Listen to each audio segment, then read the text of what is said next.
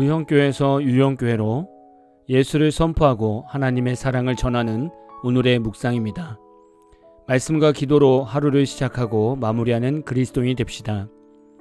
오늘은 창세기 39장 12절에서 15절까지 말씀을 묵상하겠습니다. 성경 말씀을 보겠습니다.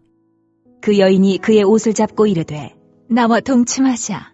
그러나 요셉이 자기의 옷을 그 여인의 손에 버려두고 밖으로 나가매 그 여인이 요셉이 그의 옷을 자기 손에 버려두고 도망하여 나감을 보고 그 여인의 집사람들을 불러서 그들에게 이르되 보라, 주인이 히브리 사람을 우리에게 데려다가 우리를 희롱하게 하는도다.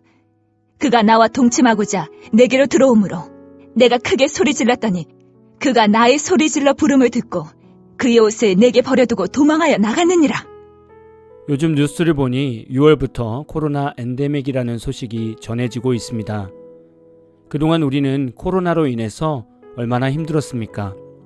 생전 처음 겪는 코로나 바이러스로 인해 우리는 많은 것을 잃게 되었습니다. 친한 친구들과의 모든 만남이 끊어졌습니다. 코로나 시절 대학교 신입생들은 거의 졸업학년이 되어서야 학교를 가보는 슬픈 상황이 있었습니다. 교회는 모든 예배를 온라인으로 드리는 사상 초유의 사태가 있었습니다. 심지어는 온라인 방송을 하지 못하는 교회들은 교회 문을 닫아야 하는 어려운 상황들도 있었습니다.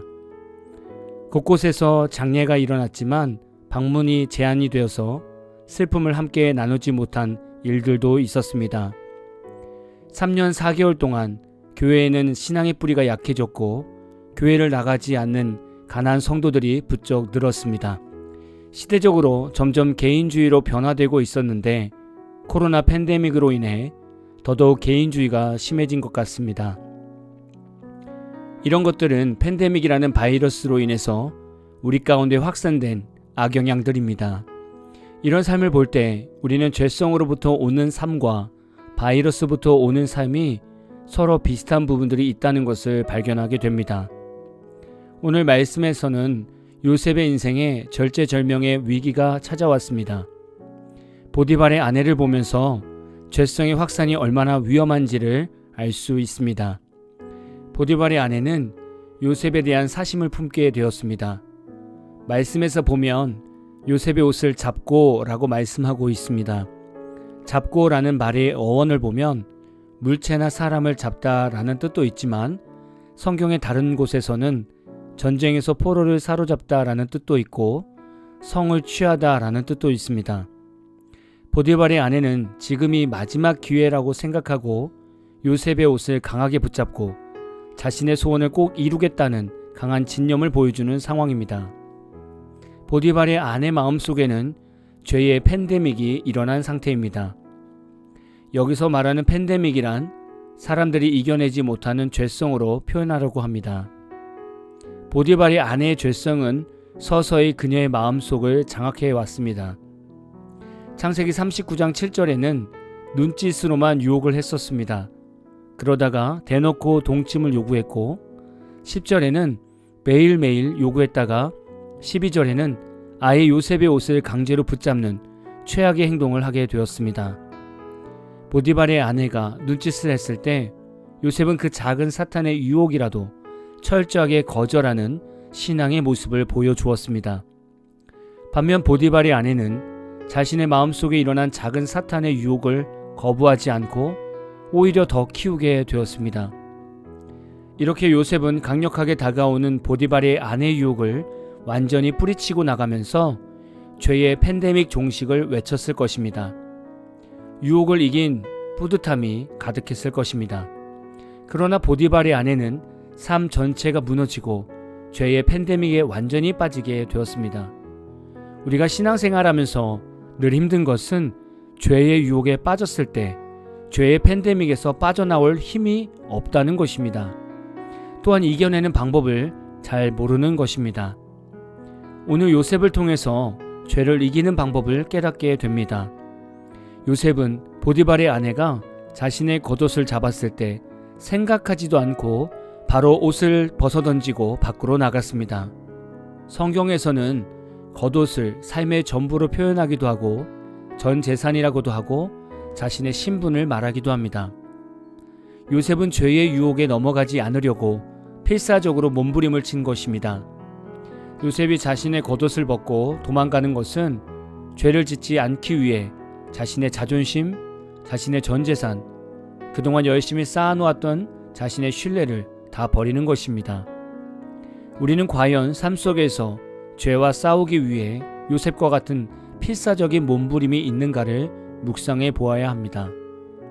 우리가 흔히 죄에 대해 변명하는 것 중에는 어쩔 수 없어서 모두가 다 그렇게 사는데 왜 나만? 꼭 이렇게까지 해야 돼?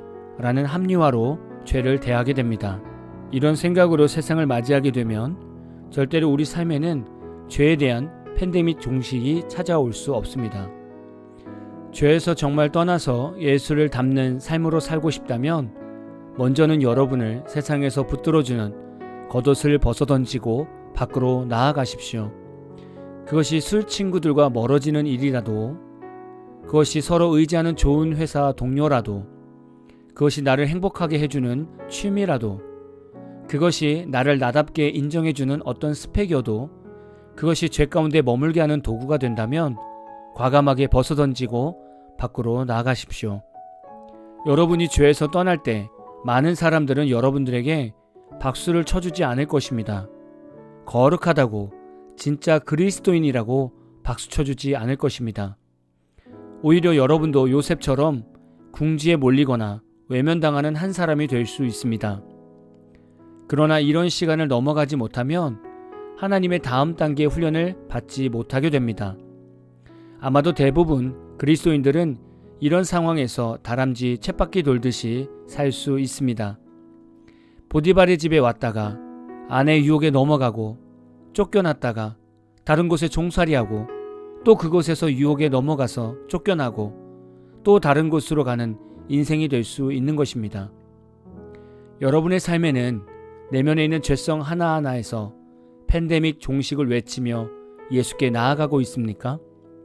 내가 지금 겉옷을 벗고 떠나가야 하는 인생의 한 부분이 있습니까? 그럼 어떻게 이 죄를 끊을 수 있을까요? 우리는 오늘 말씀을 보면서 나는 보디발의 아내가 아닐 거라는 생각을 버려야 합니다. 우리는 누구나 죄에 넘어갈 수 있는 연약한 죄인입니다. 우리가 이런 삶에서 이길 수 있는 것은 요셉과 같이 날마다 하나님과 동행하며 살아가는 인생이 있어야 합니다. 오늘 말씀을 묵상하시면서 무엇을 결단하고 무엇을 버려야 하는지를 돌아보십시오. 그리고 하나님과 좀 더 가까이 동행하려면 어떤 삶이 필요한지도 묵상해 보십시오. 오늘 마무리 찬양은 헤리티지 이철규님의 예수 십자가에 흘린 피로써 라는 찬양입니다. 찬양 후에는 잔잔한 연주곡이 있습니다. 말씀을 생각하시면서 기도하는 시간을 가져보십시오.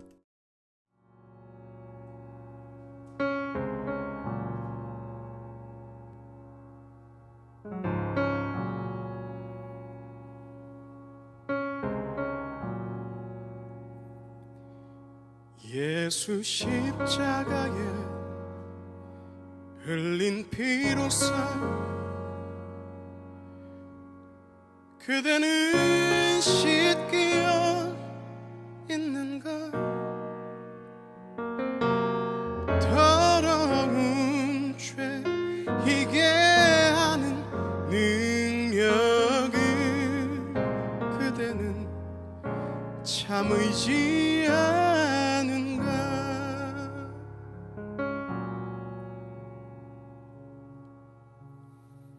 주 예수와 밤낮으로 늘 함께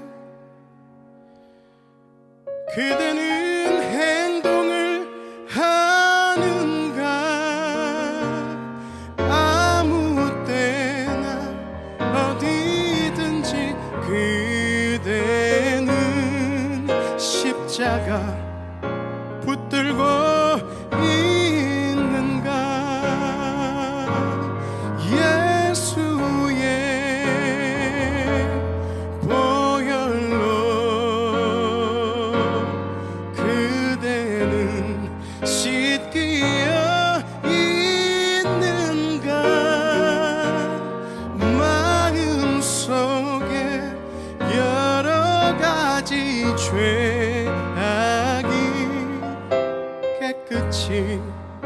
씻기어 있는가.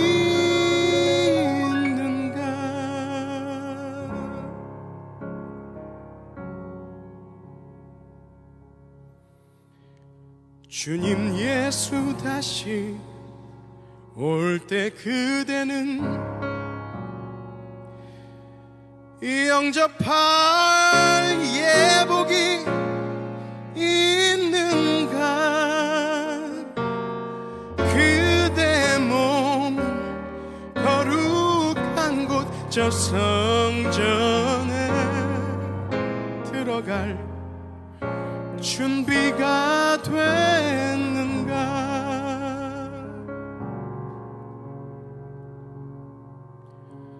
모든 죄에 더러워진 예복을 주 앞에 지금 다 벗어서 샘물같이 솟아나는 보혈로 눈보다 더 희게 씻으라. 예수의 보혈로 그대는 씻기어 있는가. 마음속에 여러 가지 죄악이 깨끗이 씻기어 있는가.